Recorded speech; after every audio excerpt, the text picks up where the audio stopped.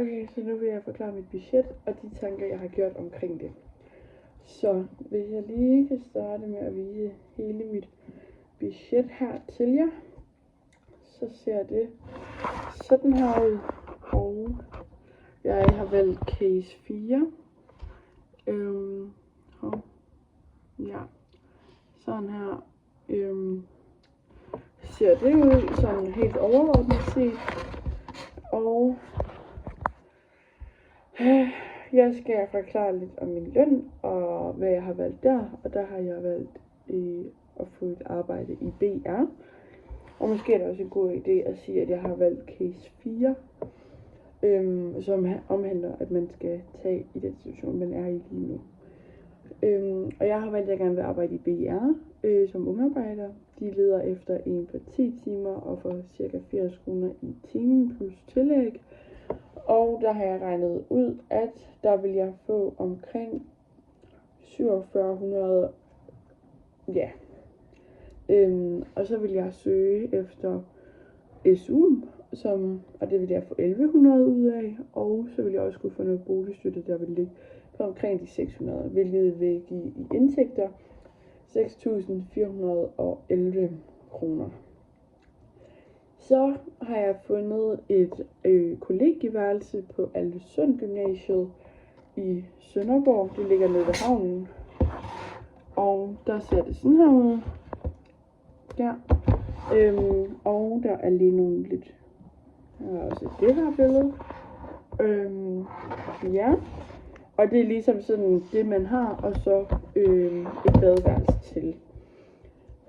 Og der ligger huslejen på omkring 3.000 kroner. Og så varme, vand og el ligger på henholdsvis 218, 187 og 226. Så har jeg ikke valgt at bruge nogle penge på transport, fordi at jeg har en cykel, og i min indbrudsforsikring har jeg også en cykelforsikring. Medicin har jeg sat 50 kroner af, fordi det vil man sagtens kunne få p-piller for.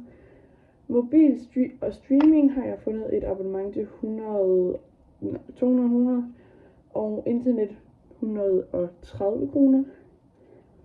En forsikring har jeg valgt 2 forsikringer, en indbrudsforsikring og en Sygesikring Danmark forsikring, de billigste forsikringer jeg kunne finde. Jeg har valgt gruppe 5 i Sygesikring Danmark, og så har jeg bare fundet herinde på Krifa som en indbrudsforsikring. Og der har jeg valgt den til 150 kroner i måneden, og der får jeg rabatter og tilbud, juridisk hotline, hjælp til løn, tjek af ansættelseskontrakt, og så får jeg en sundhedspakke, der omhandler sygdom, stress og arbejdsskade, og så får jeg noget, der hedder karriere og trivsel. Ja. Så har jeg ikke en A-kasse, men jeg har en fagforening. Nå nej, det var Krifa, sorry. Jeg har ikke indboforsikring her. Nå, det er IF, jeg har valgt der. Sorry, det var min fejl. Og den ligger på omkring de der 200 kroner. Og så Sygesikring Danmark oveni. Så som fagforening får jeg så hjælp til lidt og alt det. Og det giver, at mine faste udgifter i alt kommer til at ligge på 4.681 kroner. Under lån har jeg ikke valgt at tage noget, fordi at så kommer der en masse renter på lige med, så bliver det kun dyrere. Så når jeg har fået mine faste indtægter og mine faste udgifter, så har jeg et rådighedsbeløb, der siger 1.730 kroner. Så har jeg øvrige faste, såsom mad, husholdningsting, takeaway, kantine, shopping, personlig pleje, fritidsaktiviteter, gaver og fest. Til mad, der har jeg lagt 500 kroner, og så vil jeg forsøge at købe billigst muligt, og lave noget meal prepping, så jeg ikke køber så meget i kantinen, for eksempel. Til husholdningsting har jeg sat 200 kroner af, og det er jo opvaskesæbe, toilet, toiletpapir. Og jeg tænker, hvis man så kommer over grænsen og handler godt ind af det, så er det både billigere, og så har man i længere tid. Takeaway har jeg sat 0 kroner på, fordi at jeg i princippet ikke bryder mig så meget om takeaway. Og så vil jeg, hvis jeg har mere madpenge til overskud, så kan jeg bruge det der, hvis jeg vil. Til kantinen har jeg sat 100 kroner af i måneden igen, fordi jeg tænker, at hvis man har min egen madpakke til med, så bliver det også langt billigere. Shopping har jeg sat 400 kroner af, fordi det kan være, at der kommer noget uforudsigeligt, som skal dækkes, eller som skal købes. Personlig pleje til shampoo og alt sådan noget har jeg sat 200 kroner af, fordi altså har jeg mulighed for at kunne spare lidt op, hvis der er noget, jeg gerne vil have, som er sådan en luksusvare. Fritidsaktiviteter. Jeg har ikke nogen fritidsaktiviteter, så derfor står der heller ikke nogen penge. Gaver har jeg sat 100 kroner af til hver måned, så jeg igen kan spare lidt op, fordi det er jo ikke hver måned, at jeg skal ud og købe fødselsdagsgave. Og så har vi fest igen, der er 0 kroner, fordi at når jeg tager i byen og sådan noget, så er det typisk ældre mænd, der giver mig shots. Og så min øvrige faste i alt ligger på præcis 1.500 kroner, og det kommer her at give et restbeløb på 230 kroner,4.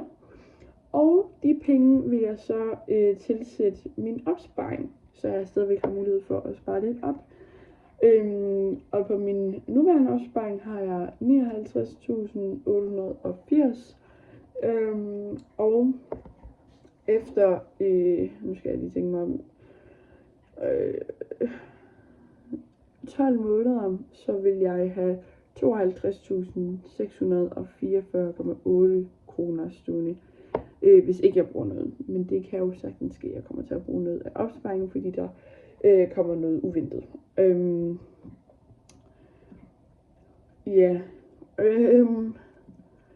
Her er det.